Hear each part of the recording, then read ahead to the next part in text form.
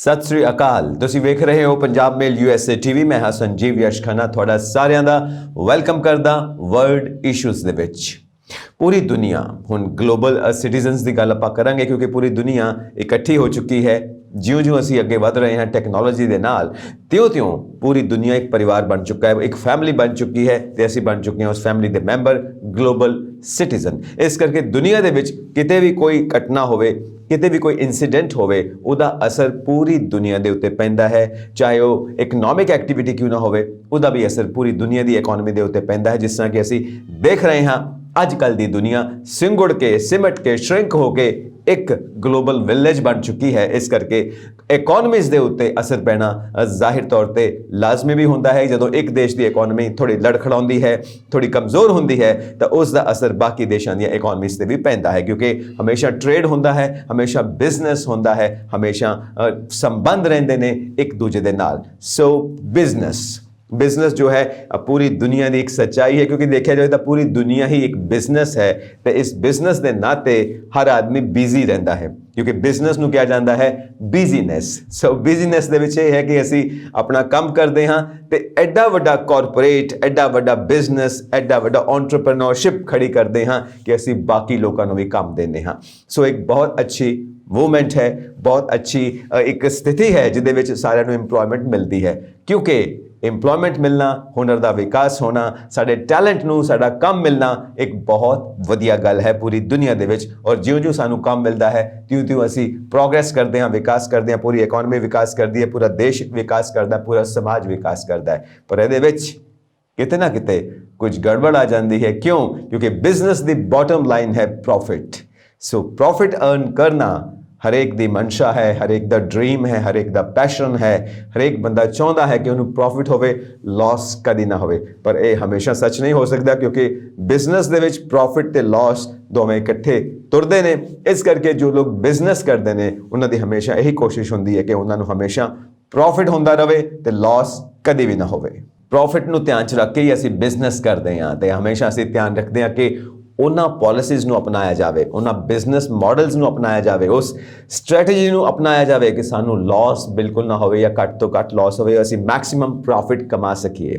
ਉਸ ਦੇ ਨਾਤੇ ਅਸੀਂ ਆਪਣੀ ਇਨਵੈਸਟਮੈਂਟ ਦਾ ਖਿਆਲ ਰੱਖਦੇ ਹਾਂ, ਅਸੀਂ ਆਪਣੇ ਖਰਚਿਆਂ ਦਾ ਖਿਆਲ ਰੱਖਦੇ ਹਾਂ, ਅਸੀਂ ਆਪਣੀ ਟੈਕਸ ਸੇਵਿੰਗ ਦਾ ਖਿਆਲ ਰੱਖਦੇ ਹਾਂ, ਅਸੀਂ ਪ੍ਰੋਫਿਟ ਅਰਨਿੰਗ ਦੇ ਵਿੱਚ ਕਿਸ ਤਰ੍ਹਾਂ ਦੀ ਅਸੀਂ ਲੂਪ ਹੋਲਸ ਨੇ ਜਿਨ੍ਹਾਂ ਨੂੰ ਅਸੀਂ ਕਵਰ ਅਪ ਕਰ ਸਕਦੇ ਹਾਂ ਤਾਂ ਅਸੀਂ ਪ੍ਰੋਫਿਟ ਵਿੱਚ ਰਹੀਏ।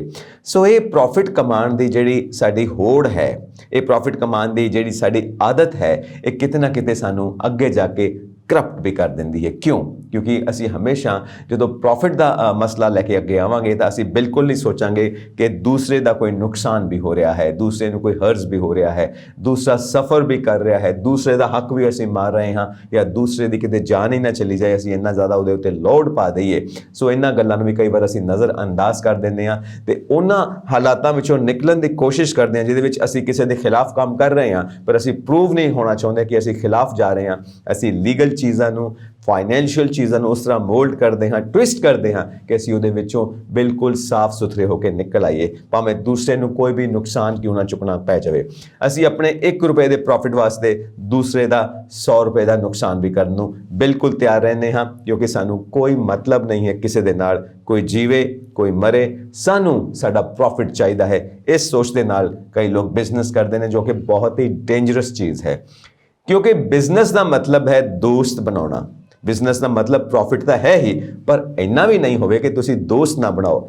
ਦੋਸਤ ਬਣਾਉਣਾ, ਇੱਕ ਦੂਸਰੇ ਨਾਲ ਖੜੇ ਹੋਣਾ, ਕਿਉਂਕਿ ਅਸੀਂ ਕੁੱਲ ਮਿਲਾ ਕੇ ਪੂਰੇ ਦੇਸ਼ ਨੂੰ ਦੇਖ ਰਹੇ ਹਾਂ, ਪੂਰੇ ਸਮਾਜ ਨੂੰ ਦੇਖ ਰਹੇ ਹਾਂ, ਲੋਕਾਂ ਨੂੰ ਦੇਖ ਰਹੇ ਹਾਂ। ਕਿਉਂਕਿ ਬਿਜ਼ਨਸ ਕੌਣ ਹੁੰਦੇ ਨੇ? ਬਿਜ਼ਨਸ ਲੋਕ ਹੁੰਦੇ ਨੇ।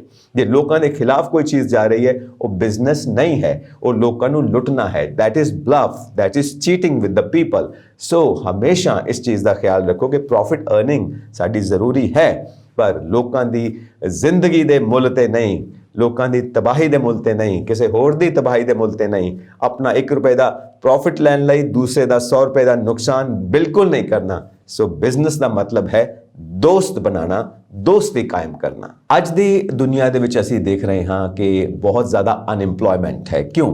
ਕਿਉਂਕਿ ਸਰਕਾਰ ਕੋਲ ਪੈਸਾ ਨਹੀਂ ਹੈ ਕਿ ਉਹ ਇੰਪਲੋਇਮੈਂਟ ਜਨਰੇਟ ਕਰ ਸਕੇ। ਜਦੋਂ ਵੀ ਇਹ ਸਵਾਲ ਉੱਠਦਾ ਹੈ ਕਿ ਤੁਸੀਂ ਇੰਪਲੋਇਮੈਂਟ ਕਿਉਂ ਨਹੀਂ ਦਿੰਦੇ, ਤੇ ਹਮੇਸ਼ਾ ਹੀ ਇਹ ਜਵਾਬ ਮਿਲਦਾ ਹੈ ਕਿ ਖਜ਼ਾਨਾ ਖਾਲੀ ਹੈ। ਜੇ ਖਜ਼ਾਨਾ ਖਾਲੀ ਹੈ ਤੇ ਫਿਰ ਕਾਰਪੋਰੇਟਸ ਨੂੰ ਇੰਨਾ ਜ਼ਿਆਦਾ ਲੋਨ ਕਿੱਥੋਂ ਦਿੱਤਾ ਜਾ ਰਿਹਾ ਹੈ?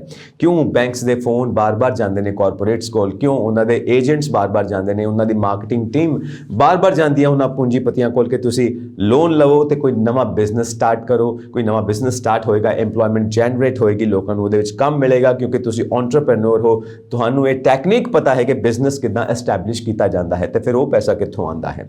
ਔਰ ਜੋ ਕਾਰਪੋਰੇਟਸ ਨੇ, ਜੋ ਬਿਜ਼ਨਸਮੈਨ ਹੈ, ਵੱਡੇ ਵੱਡੇ ਕੈਪੀਟਲਿਸਟ ਨੇ, ਉਹ ਜਨਤਾ ਦੇ ਪੈਸੇ ਦੇ ਨਾਲ ਹੀ ਬਿਜ਼ਨਸ ਸ਼ੁਰੂ ਕਰਦੇ ਨੇ ਤੇ ਉਹਦੇ ਨਾਲ ਹੀ ਉਹ ਅਰਨਿੰਗਸ ਜਨਰੇਟ ਕਰਦੇ ਨੇ ਔਰ ਖੁਦ ਬਹੁਤ ਜ਼ਿਆਦਾ ਅਮੀਰ ਹੋਈ ਜਾ ਰਹੇ ਨੇ, ਬਹੁਤ ਜ਼ਿਆਦਾ ਅਮੀਰ ਹੋਈ ਜਾ ਰਹੇ ਨੇ। ਤੇ ਜੋ ਉਹਦੇ ਇੰਪਲੋਇਜ਼ ਨੇ ਉਹਨਾਂ ਕੋਲ ਇੰਨਾ ਪੈਸਾ ਨਹੀਂ ਹੈ। ਔਰ ਜਦੋਂ ਅਸੀਂ ਦੇਖਦੇ ਹਾਂ ਪੂਰੀ ਦੁਨੀਆ ਦੇ ਵਿੱਚ ਕੀ ਹਾਲ ਹੈ ਕਿ ਜੋ ਗਰੀਬ ਹੈ ਉਹ ਜ਼ਿਆਦਾ ਗਰੀਬ ਹੋ ਰਿਹਾ ਹੈ, ਜੋ ਅਮੀਰ ਹੈ ਉਹ ਜ਼ਿਆਦਾ ਅਮੀਰ ਹੋ ਰਿਹਾ ਹੈ। ਤੇ ਫਿਰ ਉਦੋਂ ਇਹ ਸਵਾਲ ਪੈਦਾ ਹੁੰਦਾ ਹੈ ਕਿ ਜੇ ਖਜ਼ਾਨੇ ਖਾਲੀ ਨੇ ਤਾਂ ਫਿਰ ਇਹ ਲੋਨ ਦੇਣ ਵਾਸਤੇ ਪੈਸਾ ਕਿੱਥੋਂ ਆਉਂਦਾ ਹੈ? ਖਜ਼ਾਨੇ ਖਾਲੀ ਨਹੀਂ ਹੈਗੇ ਕਿਉਂਕਿ ਪਾਲਿਸੀ ਕੁਝ ਹੋਰ ਹੈ, ਕਿਉਂਕਿ ਜਨਤਾ ਹਮੇਸ਼ਾ ਟੈਕਸ ਦਿੰਦੀ ਹੈ, ਜਿੰਨਾ ਵੀ ਦੇ ਸਕਦੀ ਹੈ। ਸਭ ਲੋਕ ਟੈਕਸ ਪੇ ਹੀ ਹੈਗੇ ਨੇ।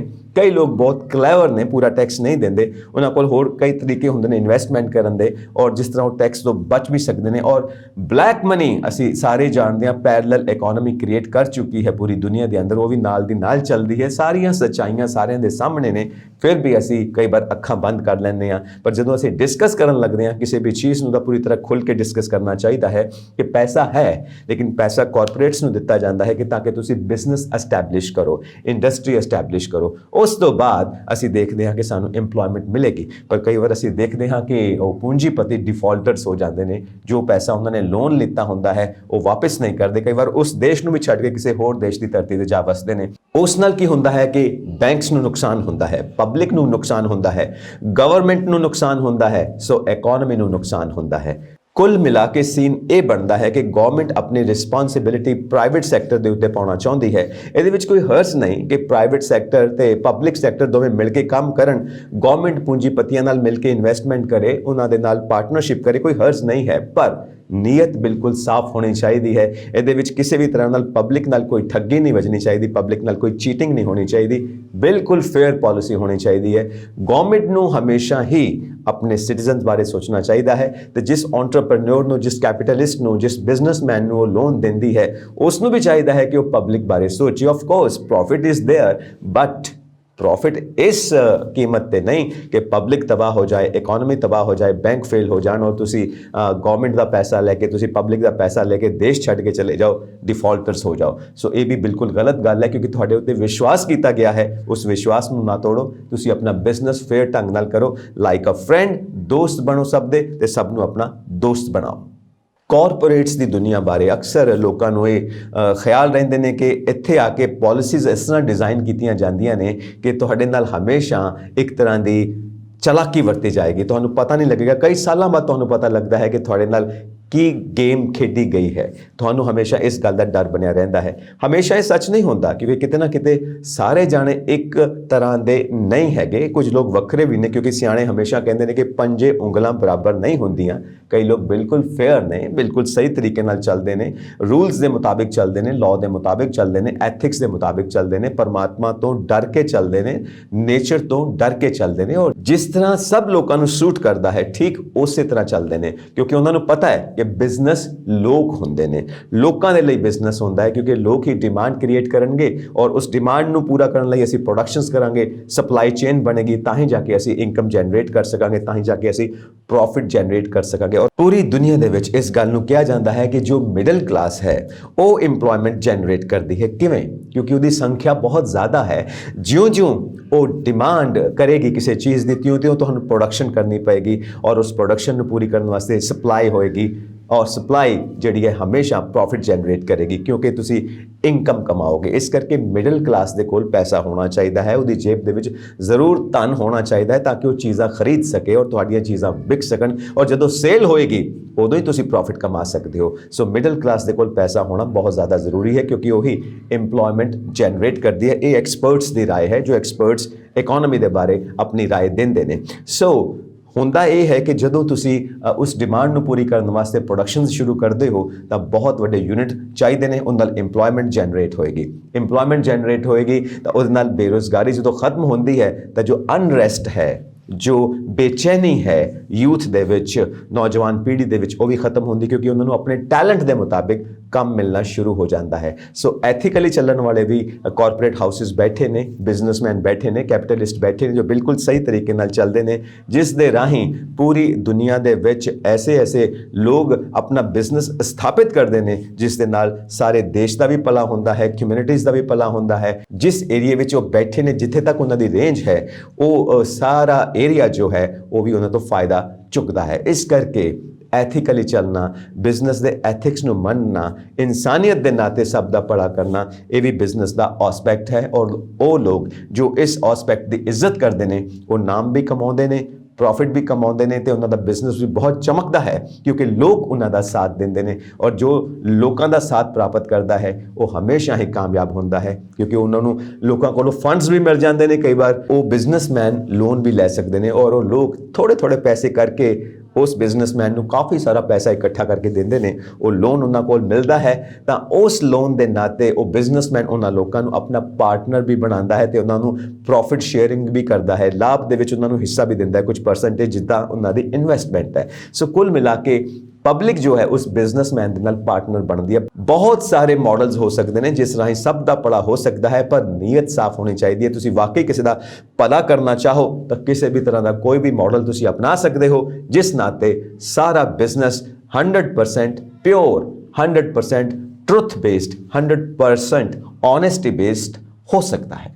ਇੱਕ ਪੁਆਇੰਟ ਦੀ ਅਸੀਂ ਗੱਲ ਕੀਤੀ ਕਿ ਸਰਕਾਰ ਤੇ ਕੈਪੀਟਲਿਸਟ, ਸਰਕਾਰ ਤੇ ਪ੍ਰਾਈਵੇਟ ਸੈਕਟਰ ਮਿਲ ਕੇ ਕੰਮ ਕਰੇ, ਬਹੁਤ ਵਧੀਆ ਗੱਲ ਹੈ। ਉਹਨਾਂ ਨੂੰ ਮਿਲ ਕੇ ਕੰਮ ਕਰਨਾ ਚਾਹੀਦਾ ਹੈ ਕਿਉਂਕਿ ਹਰ ਇੱਕ ਟੈਲੈਂਟ ਦਾ ਇਸਤੇਮਾਲ ਹੋਣਾ ਚਾਹੀਦਾ ਹੈ। ਸਭ ਕੁਝ ਗਵਰਨਮੈਂਟ ਵੀ ਨਹੀਂ ਕਰ ਸਕਦੀ, ਸਭ ਕੁਝ ਪ੍ਰਾਈਵੇਟ ਸੈਕਟਰ ਵੀ ਨਹੀਂ ਕਰ ਸਕਦਾ। ਇੱਕ ਕੋਲੈਬੋਰੇਸ਼ਨ ਦੀ ਜ਼ਰੂਰਤ ਹੁੰਦੀ ਹੈ। ਪਰ ਇਹਦੇ ਵਿੱਚ ਆਮ ਜਨਤਾ ਕਿੱਥੇ ਖੜੀ ਹੈ, ਆਮ ਜਨਤਾ ਦਾ ਕੀ ਸਟੇਟਸ ਹੈ, ਆਮ ਜਨਤਾ ਨੂੰ ਕੀ ਮਿਲੇਗਾ, ਕੀ ਫਾਇਦਾ ਹੋਏਗਾ, ਇਸ ਗੱਲ ਦਾ ਵੀ ਬਿਲਕੁਲ ਸਾਫ਼ ਸਪਸ਼ਟ ਉੱਤਰ ਸਰਕਾਰ ਕੋਲ ਵੀ ਹੋਣਾ ਚਾਹੀਦਾ ਹੈ, ਪ੍ਰਾਈਵੇਟ ਸੈਕਟਰ ਕੋਲ ਵੀ ਹੋਣਾ ਚਾਹੀਦਾ ਹੈ ਕਿ ਪ੍ਰੋਫਿਟ ਤੇ ਕਮਾਣਾ ਹੀ ਹੈ ਪਰ ਜਨਤਾ ਦੇ ਵੱਲ ਪਿੱਠ ਕਰਕੇ ਨਹੀਂ, ਜਨਤਾ ਨੂੰ ਨਾਲ ਲੈ ਕੇ, ਜਨਤਾ ਦਾ ਹੀ ਵਿੱਚ ਪ੍ਰੋਫਿਟ ਦਾ ਸ਼ੇਅਰਿੰਗ ਹੋਵੇ, ਉਹਨੂੰ ਕੀ ਮਿਲਣਾ ਹੈ, ਇਸ ਗੱਲ ਦੀ ਵੀ ਪੂਰੀ ਕਲੈਰਿਟੀ ਹੋਣੀ ਚਾਹੀਦੀ ਹੈ ਕਿਉਂਕਿ ਇੱਕ ਉਮੀਦ ਰਹਿੰਦੀ ਹੈ ਜਨਤਾ ਨੂੰ ਕਿ ਸਰਕਾਰ ਸਾਡਾ ਭਲਾ ਕਰੇਗੀ। ਇਸੇ ਕਰਕੇ ਉਹ ਸਰਕਾਰ ਨੂੰ ਚੁਣਦੀ ਹੈ। ਜੇ ਸਭ ਕੁਝ ਪ੍ਰਾਈਵੇਟ ਸੈਕਟਰ ਨੇ ਕਰਨਾ ਹੈ ਤਾਂ ਫਿਰ ਸਰਕਾਰ ਨੇ ਕੀ ਕਰਨਾ ਹੈ? ਸਰਕਾਰ ਨੂੰ ਕਾਹਦੇ ਵਾਸਤੇ ਅਸੀਂ ਚੁਣਦੇ ਹਾਂ? ਤਾਂ ਜ਼ਰੂਰੀ ਤੌਰ ਤੇ ਸਰਕਾਰ ਨੇ ਵੀ ਕੰਮ ਕਰਨਾ ਹੈ ਪ੍ਰਾਈਵੇਟ ਸੈਕਟਰ ਦੇ ਨਾਲ ਮਿਲ ਕੇ ਜਾਂ ਪ੍ਰਾਈਵੇਟ ਸੈਕਟਰ ਨੇ ਕੰਮ ਕਰਨਾ ਹੈ ਸਰਕਾਰ ਦੇ ਨਾਲ ਮਿਲ ਕੇ। ਇਹ ਇੱਕ ਚੰਗੀ ਕੋਲੈਬੋਰੇਸ਼ਨ ਹੋ ਸਕਦੀ ਹੈ। ਅਸੀਂ ਸਰਕਾਰ ਚੁਣਦੇ ਹਾਂ, 5 ਸਾਲਾਂ ਵਾਸਤੇ VOTING ਕਰਦੇ ਹਾਂ ਇਸ ਉਮੀਦ ਦੇ ਨਾਲ ਕਿ ਸਾਡਾ ਭਲਾ ਹੋਏਗਾ, ਸਰਕਾਰ ਸਾਡਾ ਭਲਾ ਕਰੇਗੀ ਔਰ ਇਸੇ ਉਮੀਦ ਦੇ ਵਿੱਚ ਅਸੀਂ ਪੂਰੇ 5 ਸਾਲ ਸਰਕਾਰ ਦੇ ਨਾਲ ਜੁੜੇ ਰਹਿੰਦੇ ਹਾਂ, ਮੋਢੇ ਨਾਲ ਮੋਢਾ ਮਿਲਾ ਕੇ ਅਸੀਂ ਕੰਮ ਕਰਦੇ ਹਾਂ ਕਿਉਂਕਿ ਲੋਕਤੰਤਰ ਹੈ। ਜਦ ਤੱਕ ਪਬਲਿਕ ਸਰਕਾਰ ਦੇ ਨਾਲ ਮਿਲ ਕੇ ਕੰਮ ਨਹੀਂ ਕਰੇਗੀ ਉਦੋਂ ਤੱਕ ਦੇਸ਼ ਨਹੀਂ ਚੱਲ ਸਕਦਾ। ਤਾਂ ਪਬਲਿਕ ਸਾਥ ਦਿੰਦੀ ਹੈ ਜਿੱਥੋਂ ਤੱਕ ਪਬਲਿਕ ਸਾਥ ਦੇ ਸਕਦੀ ਹੈ, ਇਸ ਉਮੀਦ ਦੇ ਨਾਲ ਕਿ ਸਰਕਾਰ ਉਹਨਾਂ ਦਾ ਭਲਾ ਕਰੇਗੀ, ਪਬਲਿਕ ਸੈਕਟਰ ਦੇ ਨਾਲ ਪ੍ਰਾਈਵੇਟ ਸੈਕਟਰ ਉਹਨਾਂ ਦਾ ਭਲਾ ਕਰੇਗਾ। ਪਰ ਜਦੋਂ ਜਨਤਾ ਨੂੰ ਇਹ ਲੱਗਦਾ ਹੈ ਕਿ ਉਹਨਾਂ ਦਾ ਭਲਾ ਨਹੀਂ ਹੋ ਰਿਹਾ, ਉਹਨਾਂ ਨੂੰ ਉਹ ਚੀਜ਼ ਨਹੀਂ ਮਿਲ ਰਹੀ ਜਿਸ ਦੀ ਉਮੀਦ ਸੀ, ਤਾਂ ਉਸ ਜਨਤਾ ਦੇ ਦਿਲ ਵਿੱਚ ਨਿਰਾਸ਼ਾ ਪੈਦਾ ਹੋਣਾ ਲਾਜ਼ਮੀ ਹੈ। ਤਾਂ ਉਸ ਨਿਰਾਸ਼ਾ ਦੇ ਮਾਹੌਲ ਦੇ ਵਿੱਚ ਉਹ ਕਈ ਵਾਰ ਐਸੀ ਗੱਲ ਵੀ ਕਹਿੰਦੀ ਹੈ ਜੋ ਸਰਕਾਰ ਦੇ ਵੀ ਵਿਰੁੱਧ ਹੁੰਦੀ ਹੈ, ਪ੍ਰਾਈਵੇਟ ਸੈਕਟਰ ਦੇ ਵੀ ਵਿਰੁੱਧ ਹੁੰਦੀ ਹੈ ਕਿਉਂਕਿ ਜਨਤਾ ਦਾ ਦਿਲ ਦੁਖਦਾ ਹੈ ਕਿਉਂਕਿ ਸਭ ਕੁਝ ਜਨਤਾ ਵਾਸਤੇ ਹੀ ਹੈ, ਸਭ ਕੁਝ ਲੋਕਾਂ ਵਾਸਤੇ ਹੀ ਹੈ, ਸਭ ਕੁਝ ਦੇਸ਼ ਵਾਸੀਆਂ ਵਾਸਤੇ ਹੈ, ਸਭ ਕੁਝ ਨਾਗਰਿਕਾਂ ਵਾਸਤੇ ਹੈ। ਜੇ ਉਹ ਸੰਤੁਸ਼ਟ ਨਹੀਂ, ਜੇ ਉਹ ਖੁਸ਼ ਨਹੀਂ ਤਾਂ ਕਿਸੇ ਕੰਮ ਦਾ ਕੋਈ ਫਾਇਦਾ ਨਹੀਂ। ਤੇ ਇੱਕ ਵਾਰ ਫਿਰ ਜਦੋਂ ਇਲੈਕਸ਼ਨਸ ਆਉਂਦੀਆਂ ਨੇ, ਫਿਰ 5 ਸਾਲ ਬਾਅਦ ਫਿਰ ਇਸ ਉਮੀਦ ਦੇ ਉੱਤੇ ਉਹ ਵੋਟ ਦਿੰਦੀ ਹੈ ਕਿ ਸਾਨੂੰ ਹੁਣ ਚੰਗਾ ਵੇਖਣ ਨੂੰ ਮਿਲੇਗਾ, ਸਾਡਾ ਹੁਣ ਭਲਾ ਹੋਏਗਾ, ਸਾਡੇ ਜੀਵਨ ਦੇ ਹਾਲਾਤ ਹੁਣ ਚੰਗੇ ਹੋ ਜਾਣਗੇ। ਪਰ ਫਿਰ ਜਦੋਂ ਉਹਨੂੰ ਉਹ ਚੀਜ਼ ਨਹੀਂ ਮਿਲਦੀ ਜਿਸ ਦੀ ਉਹ ਉਮੀਦ ਕਰਕੇ ਵੋਟ ਕਰਦੀ ਹੈ, ਫਿਰ ਨਿਰਾਸ਼ਾ ਪੈਦਾ ਹੁੰਦੀ ਹੈ। ਤਾਂ ਇਸ ਕਰਕੇ ਹੁਣ ਜਨਤਾ ਜਾਗਰੂਕ ਹੈ, ਹਰ ਤਰ੍ਹਾਂ ਦੇ ਭਰਮ ਤੋਂ ਬਾਹਰ ਆ ਚੁੱਕੀ ਹੈ ਜੋ ਉਸ ਨੂੰ ਆਉਣਾ ਚਾਹੀਦਾ ਵੀ ਹੈ। ਇਸ ਲਈ ਇੱਕ ਮੂਵਮੈਂਟ ਹੈ ਜੋ ਪੂਰੀ ਦੁਨੀਆ ਦੇ ਵਿੱਚ ਚੱਲ ਰਹੀ ਹੈ। ਸੋਸ਼ਲ ਮੀਡੀਆ ਉਹਦੇ ਵਿੱਚ ਇੱਕ ਖਾਸ ਰੋਲ ਅਦਾ ਕਰਦਾ ਹੈ ਜਦੋਂ ਇਹ ਮੂਵਮੈਂਟ ਚੱਲਦੀ ਹੈ ਔਰ ਪੂਰੀ ਜਨਤਾ, ਦੁਨੀਆ ਦੀ ਜਨਤਾ, ਕਿਉਂਕਿ ਆਪਾਂ ਸ਼ੁਰੂਆਤ ਵਿੱਚ ਗੱਲ ਕੀਤੀ ਹੈ ਕਿ ਗਲੋਬਲ ਵਿਲੇਜ ਬਣ ਚੁੱਕਾ ਹੈ ਅੱਜ ਪੂਰੀ ਦੁਨੀਆ ਦਾ ਵਾਤਾਵਰਣ, ਅਸੀਂ ਸਾਰੇ ਗਲੋਬਲ ਸਿਟੀਜ਼ਨ ਬਣ ਚੁੱਕੇ ਹਾਂ। ਇਸ ਨਾਤੇ ਪੂਰੀ ਜਨਤਾ ਦੁਨੀਆ ਦੀ ਪੂਰੇ ਲੋਕ ਦੁਨੀਆ ਦੇ ਜੁੜੇ ਹੋਏ ਨੇ ਸੋਸ਼ਲ ਪਲੇਟਫਾਰਮਸ ਦੇ ਜ਼ਰੀਏ ਤੇ ਆਪਣੀ ਗੱਲ ਇੱਕ ਦੂਸਰੇ ਨਾਲ ਸ਼ੇਅਰ ਕਰਦੇ ਨੇ ਤੇ ਇੱਕ ਦੂਜੇ ਨਾਲ ਖੜੇ ਹੋ ਕੇ ਹੀ ਉਹ ਇਸ ਗੱਲ ਨੂੰ ਸਮਝਦੇ ਨੇ ਕਿ ਅਸੀਂ ਮਿਲ ਕੇ ਹੀ ਆਪਣਾ ਭਲਾ ਕਰ ਸਕਦੇ ਹਾਂ। ਔਰ ਜੋ ਲਾਲਚੀ ਲੋਕ ਬੈਠੇ ਨੇ ਸਾਡੇ ਵਿੱਚ, ਜੋ ਸਾਨੂੰ ਲੁੱਟਦੇ ਨੇ, ਜਿਨ੍ਹਾਂ ਨੇ ਗੁਲਾਮੀ ਨੂੰ ਇੱਕ ਆਫੀਸ਼ੀਅਲ ਪਾਲਿਸੀ ਬਣਾ ਰੱਖਿਆ ਹੈ ਔਰ ਇੰਨੀ ਸਮਾਰਟਲੀ ਇਸ ਪਾਲਿਸੀ ਨੂੰ ਡਿਜ਼ਾਈਨ ਕਰਦੇ ਨੇ ਕਿ ਸਾਨੂੰ ਪਤਾ ਨਹੀਂ ਲੱਗਣ ਦਿੰਦੇ, ਪਰ ਉਹਨਾਂ ਨੂੰ ਅਸੀਂ ਸਮਝਦੇ ਹਾਂ, ਉਹਨਾਂ ਦੀ ਹਰ ਚਾਲ ਨੂੰ ਅਸੀਂ ਸਮਝਦੇ ਹਾਂ। ਇਸ ਲਈ ਸਾਨੂੰ ਇਕੱਠੇ ਹੋ ਕੇ ਹੀ ਉਹਨਾਂ ਦੀ ਇਸ ਚਾਲ ਦਾ ਜਵਾਬ ਦੇਣਾ ਚਾਹੀਦਾ ਹੈ, ਕਿਉਂਕਿ ਅਸੀਂ ਵੀ ਕੁਦਰਤ ਦੀ ਬਣਾਈ ਹੋਈ ਇਸ ਦੁਨੀਆ ਦੇ ਵਿੱਚ ਹਾਂ। ਸਾਡੇ ਜੋ ਕੁਦਰਤੀ ਹੱਕ ਨੇ ਉਹ ਸਾਨੂੰ ਸਾਰਿਆਂ ਨੂੰ ਮਿਲਣੇ ਚਾਹੀਦੇ ਨੇ। ਸੋ ਇੱਕ ਮੂਵਮੈਂਟ ਹੈ ਜੋ ਪੂਰੀ ਦੁਨੀਆ ਦੇ ਵਿੱਚ ਇੱਕ ਕ੍ਰਾਂਤੀ ਦੇ ਰੂਪ ਦੇ ਵਿੱਚ ਉੱਭਰ ਰਹੀ ਹੈ ਔਰ ਅਸੀਂ ਉਮੀਦ ਕਰਦੇ ਹਾਂ ਕਿ ਅਸੀਂ ਸਾਰੇ ਇਸ ਮੂਵਮੈਂਟ ਦਾ ਹਿੱਸਾ ਬਣ ਕੇ ਇਸ ਨੂੰ ਕਾਮਯਾਬ ਕਰੀਏ। ਤੇ ਅਸੀਂ ਉਮੀਦ ਕਰਦੇ ਹਾਂ ਕਿ ਇਹ ਦੁਨੀਆ ਇੰਨੀ ਖੂਬਸੂਰਤ ਬਣੇ ਕਿ ਹਰੇਕ ਹੱਥ ਦੇ ਕੋਲ ਕੰਮ ਹੋਵੇ, ਉਸ ਦੇ ਹੁਨਰ ਦੇ ਮੁਤਾਬਿਕ, ਉਸ ਦੇ ਟੈਲੈਂਟ ਦੇ ਮੁਤਾਬਿਕ ਉਸ ਨੂੰ ਕੰਮ ਮਿਲੇ। ਹਰੇਕ ਸਿਰ ਫਕਰ ਨਾਲ ਉੱਚਾ ਹੋ ਕੇ ਜੀ ਸਕੇ, ਇੱਜ਼ਤ ਨਾਲ ਜੀ ਸਕੇ। ਸਾਨੂੰ ਉਮੀਦ ਹੈ ਕਿ ਤੁਸੀਂ ਵੀ ਸਾਡੀ ਇਸ ਸੋਚ ਦੇ ਨਾਲ ਇਤਫਾਕ ਰੱਖਦੇ ਹੋਏ ਸਾਡਾ ਸਾਥ ਜ਼ਰੂਰ ਦਿੰਦੇ ਰਹੋਗੇ ਤੇ ਵੇਖਦੇ ਰਹੋਗੇ ਪੰਜਾਬ ਮੇਲ USA TV। ਸਤਿ ਸ੍ਰੀ ਅਕਾਲ।